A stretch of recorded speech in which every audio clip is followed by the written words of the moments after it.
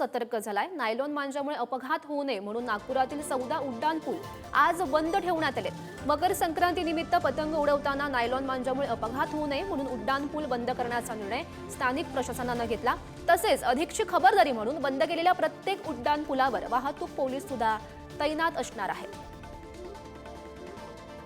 आज मकर संक्रांती आहे आणि मकर संक्रांतीला जे आहे ते पतंगबाजीचा उत्साह मोठ्या प्रमाणात दिसून येतो, मोठ्या प्रमाणात पतंग उडवण्यात येते। मात्र ही पतंग उडवताना नायलॉन मांजाचा वापर करण्यात येतो, ज्यामुळे अनेकदा अपघात होण्याचा धोका असतो आणि याच धोका ओळखून जे आहे ते नागपूर पोलिसांनी उड्डाण पूल जे आहेत नागपूर शहरातील ते बंद ठेवण्याचा निर्णय घेतलेला आहे। आज नागपूर शहरातील 14 उड्डाण पूल जे आहेत ते वाहतुकीसाठी पूर्णपणे बंद ठेवण्यात आलेले आहेत, कारण जो अपघात होण्याचा धोका असतो नायलॉन मांजामुळे तो उड्डाण पुलावर मोठ्या प्रमाणात असतो। कारण पतंग कटल्यावर किंवा नायलॉन जो मांजा असतो तो इकडून तिकडे जात असताना दुचाकी, खास करून दुचाकी स्वारांच्या गळ्यावर येऊन अपघात होण्याचा धोका असतो। त्यामुळे जे वाहतुकीचे जे वाहतूक विभागातर्फे जे आहे ते नागपुरातील उड्डाण पूल बंद ठेवण्याचा निर्णय घेण्यात आलेला आहे। सकाळी 6 ते संध्याकाळी 6 पर्यंत हे उड्डाण पूल वाहतुकीसाठी पूर्णपणे बंद ठेवण्यात आले, ज्यामध्ये सीताबर्डीतील शहीद आदिवासी गोवारी उड्डाण पूल असेल, पाचपावली उड्डाण पूल असेल, सक्करदरा असेल, मेहंदी बाग असेल।